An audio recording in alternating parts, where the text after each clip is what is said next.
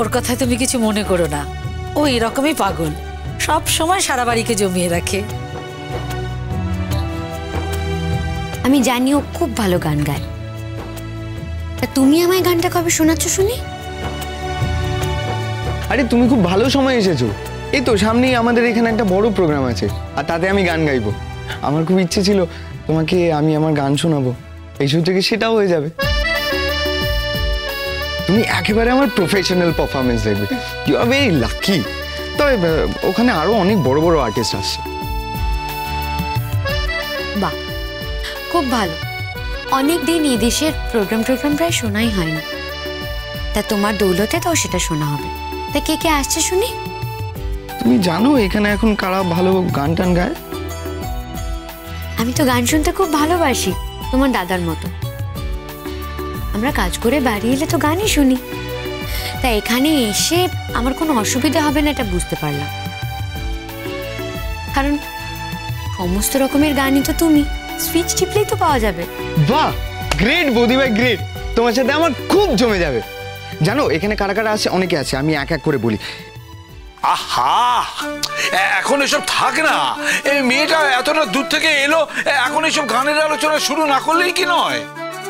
আরে বৌদি ভাই তো শুনতে চাইলো, তাই তো আমি বললাম। ঠিক আছে, আমি বলবো না, যাও। থাক না বাবা, ও যখন বলতে চাইছে বলুক না। হ্যাঁ, এখনকার অন্তত দুজন নামকরা শিল্পী আসছে। একজনের নাম অভ্র চ্যাটার্জি, আরেকজন মেঘলা সেন।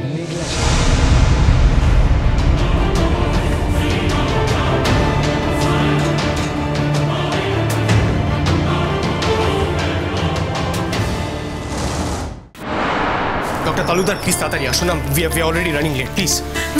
কাতান আমিও যাবো ভেতরে, আমাকে যেতে। বৌমনি, আমি তোমাকে ভেতরে অ্যালাউ করতে চাই না আর করবো না।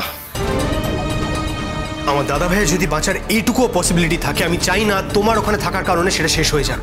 কাতান।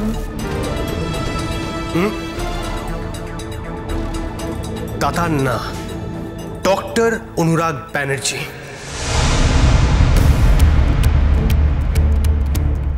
আজকে থেকে আমি তোমার জন্য শুধুমাত্র ডক্টর অনুরাগ ব্যানার্জি।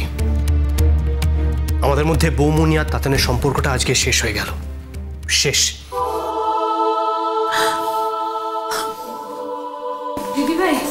দিদিভাই শোনো, তুমি মন খারাপ করো না, ওর কথায় কষ্ট পেও না। ওর মাথা ঠিক নেই, এত টেনশন তো, মাথা ঠিক নেই। মেঘলা, তুমি একটু এখানে বসো, আমি ঘুরে আসছি। পিকলু,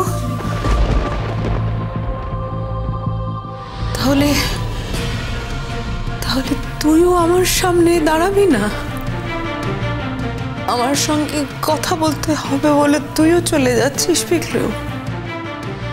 এখন সব দোষ আমার হয়ে গেল বল? বৌমনি,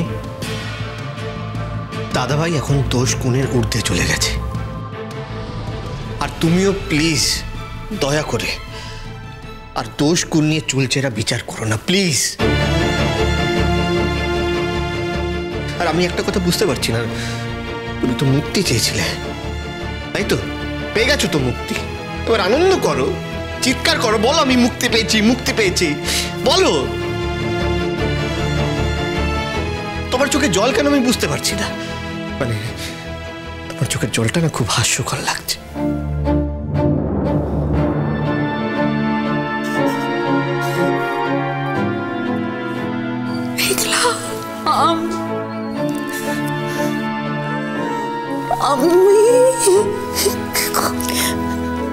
না দিদি ভাই,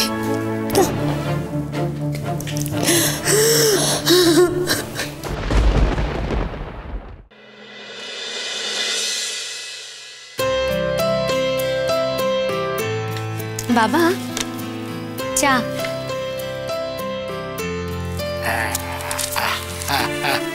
বলছিলাম যে আমি কিন্তু ওই আপনি আগে করতে পারবো না, আমি কিন্তু তোমাকে তুমি বলেই ডাকবো। এই দেখো কে বলেছি? হ্যাঁ, আমাকে আপনি আগে করতে তোমাকে কে বলেছে? আমি বলেছি? দেখেছো কেমন লক্ষ্মী বউ, সকালবেলায় আমাদের জন্য চা করে এনেছে। তুমি বলেছিলে না যে বিদেশে থাকা মেয়ে আমাদের সেবা যত্ন করবে না?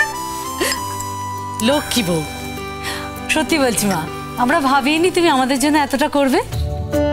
আচ্ছা, বিলেতে থাকলে কি দুটো হাত দুটো পা এক্সট্রা হয় যে আমি বাড়ির কোনো কাজকর্ম করতে পারবো না? আচ্ছা বৌদি ভাই, তোমার বাড়ির সম্পর্কে তো আমরা কেউ কিছুই জানি না, শুধুমাত্র দাদা ভাইয়ের কাছে শুনেছিলাম যে তুমি বিদেশে পড়তে গেছিলে, আর সেখানে গিয়েই আমার দাদা ভাইয়ের সঙ্গে তোমার আলাপ হয়েছিল। আমার বাড়ি তো মালদায়। তোমার বাড়িতে কে কে আছেন মা?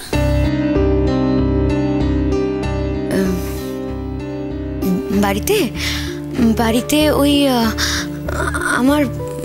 আমার ছোটবেলায় তো আমি মা বাবাকে হারাই, তো দাদার কাছেই মানুষ, দাদা বৌদি।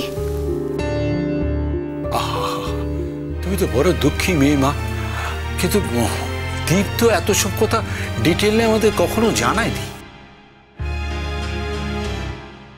হ্যাঁ মানে দাদা ভাই তো বলেছিল, ইনফ্যাক্ট ওই আসার আগেই বলেছিল যে তোমার নাকি বাবা মা যাচ্ছে বলেই তোমাদের আসতে 1.5 মাস দেরি হচ্ছে, তা না হলে তোমরা নাকি 1.5 মাস আগেই চলে আসছিলে।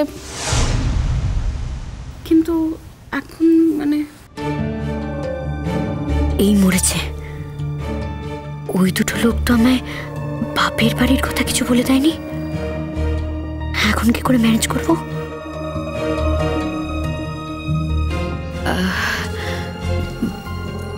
বাবা মা, তোমার দাদা ভাই বুঝি তোমাদের আমার বাবা মার কথা বলেছিল?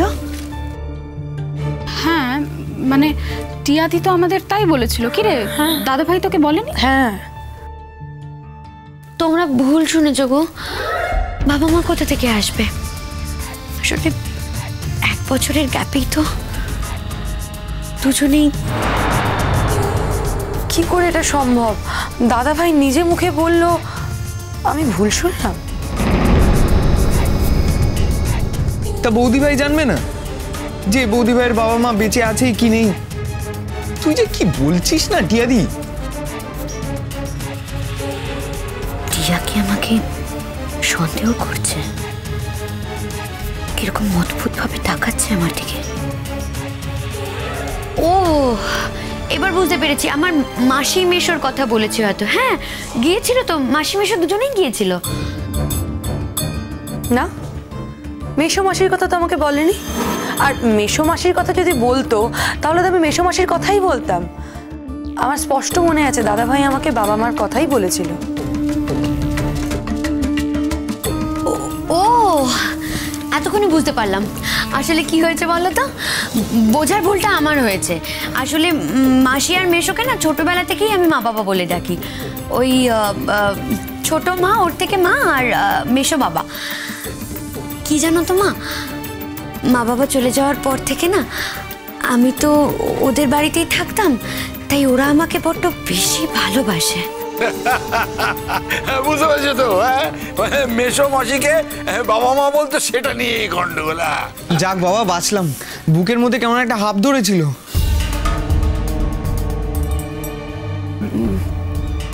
মানে হাঁপ ধরে যাচ্ছিল কেন? হবে না? আরে কিরকম একটা হয়, তুমি বলছো বাবা মা নেই, টিয়াদি বলছে বাবা মার কথা। এখন তো অনেক কিছুই হয়, তাই তোমাকে তো আসলে আমরা আগে কখনো দেখিনি। অনেক কিছু হয় মানে? ও ছোটদা ভাই আসলে ভেবেছিল যে তুমি আমাদের হয়তো ডুপ্লিকেট বৌদি। না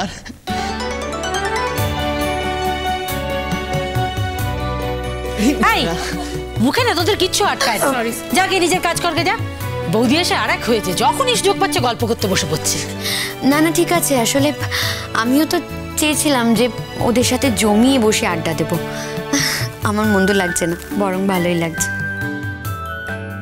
হ্যাঁ মা, আমাদের বাড়িতে তোমার কোনো অসুবিধে হচ্ছে না তো? এ বাবা, অসুবিধা হবে কেন? আমি তো খুব ভালো আছি, বেশ রয়েছি এখানে। আমার ছেলেটা আসতে পারলো না, এটাই যে আমার একটা দুঃখ। আসবে তো, আসবে। কাজটা একটু সামনে নিয়েই আসবে। ততদিনে আমি কি করব, কোথায় যাব, কিচ্ছু জানি না। তুমি এভাবে কথা বলছো কেন অনুরাগ? তুমি যতটা বলছো অতটা কাজও তো তোমার নেই। আমার কি কাজ আছে তার কৈফিয়ত আমি তোমাকে দিতে বাধ্য নই। মেঘলা, মেঘলা বলছি তুমি আর আমাদের সাথে কথা বলে সময় নষ্ট করো না। তুমি যাও, আমরাও এগোচ্ছি। আমরা দাদাভাইকে দেখেই এখান থেকে চলে যাব। কাকু আসি তাহলে। হ্যাঁ মা, এসো এসো। অনুরাগের বোধ পছন্দ হচ্ছে না, তুমি আমাদের সঙ্গে কথা বলো।